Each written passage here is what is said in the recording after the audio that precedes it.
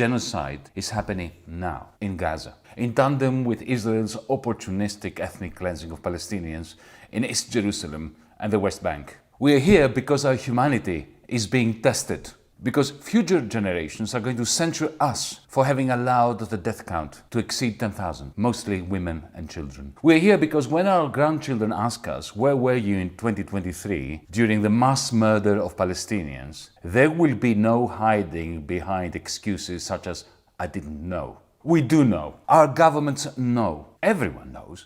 Because the Israeli government proudly proclaims its genocidal intent. Was it not Israel's Prime Minister who quoted biblical scripture to justify the wiping out of Gazan Palestinians? Are key ministers in the Israeli government not run by fundamentalist extremists, peddling what can only be described as messianic visions of a land from the river to the sea in the hands solely of settlers, cleansed of Palestinians? No, no one can feign ignorance anymore. This is why we're here. We're here to tell our rulers, enough, put an end to the slaughter, or the slaughter will haunt you in your sleep till the end of your days, your nights too. Enough, we shall never let you forget how you are aiding and abetting crimes against humanity, even if the International Criminal Court disgraces itself by not moving a finger. But friends, to be on humanism's right side, we must be very clear on who the enemy of humanism is. It is not the people of Israel, for they suffer too. It is not the Jews outside of Israel. In the same way that the atrocities of the British Empire against the people of Kenya, of India, of other colonies could never be blamed on the majority of Britons, who were also the victims of expropriation, humiliation and exploitation by the same British authorities. In precisely the same way that our friends and comrades in Israel today are suffocating under the apparatus of Israeli apartheid. To drive this point home, allow me a personal note. Back in 2015, while fighting the international financial oligarchy as Greece's finance minister, a Greek oligarchic newspaper thought they diminished me by depicting me in a cartoon as a Shylock-like figure. What these idiots did not realize was that trying to tarnish my image by depicting me as a Jew was a badge of honor. Whenever an anti-Semite bundles me together with the people who have suffered racism for so long and so very bravely, I feel deeply flattered.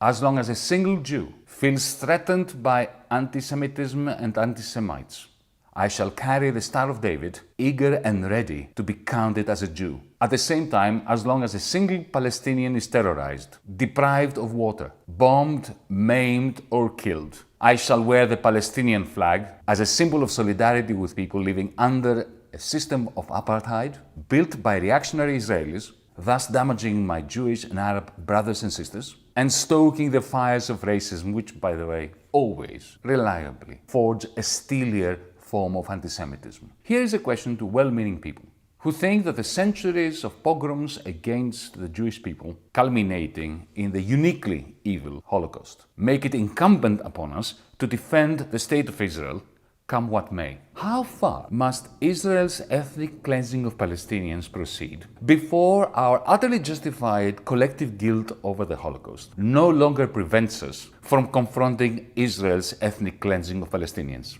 Until the last Palestinian is killed or exiled? Is this the kind of legacy we want to leave behind, those of us who are opposing anti-Semitism in its every variety or form? Does anyone think that our justified collective guilt over the Holocaust can be washed clean with Palestinian blood? I don't believe so. And now a message for those who believe that Hamas's atrocities justify all and each of the atrocities upon Palestinian people with the West's full and unconditional support. Have we not learned the lessons of recent history? The undisputed fact that Saddam, Gaddafi and the Taliban were bloodthirsty tyrants was a terrible reason to invade and to bomb to smithereens the people of Libya, of Iraq and Afghanistan. Consider also this. What if Hamas never existed? What would be happening now in Gaza and elsewhere? There's no need to speculate or to imagine. Just look at the West Bank and East Jerusalem, where there is hardly any Hamas and the Palestinian Authority has laid down its arms and is cooperating with Israel.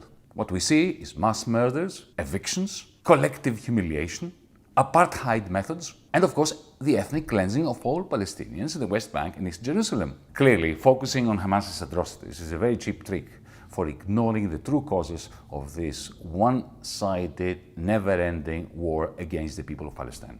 Meanwhile, our established parties, government, and the main opposition will tell you, if pressed, that their main idea for sorting out this mess is the two-state solution. They are lying. They know perfectly well that Netanyahu's life dream and project was the destruction of any possibility of a two-state solution. An aim that the European Union, Britain, the United States, the West in general, have allowed Netanyahu to fulfill, which of course was a great gift to Hamas, who use the Palestinians' ongoing ethnic cleansing to justify their own atrocities, which of course gives Netanyahu a further excuse for even greater atrocities against the Palestinians. At that point, the West comes in, condemns Hamas, and gives a carte blanche to Netanyahu to continue with his project of destroying the two-state solution that the West claims to want.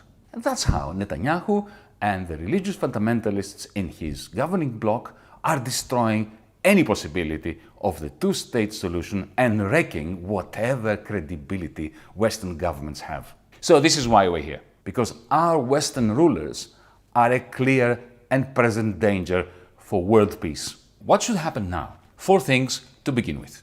First, an immediate ceasefire. Secondly, the release of all hostages by Hamas and of all the hostages that Israel keeps, the thousands of them, in Israeli prisons. Thirdly, the immediate recognition, symbolic but crucial, of a Palestinian state across the land occupied since 1967. And fourth, a genuine peace process under the United Nations that safeguards equal political and civil rights to everyone from the river to the sea, the end of apartheid and the beginning of a new peaceful era. Our rulers will not push for any of this.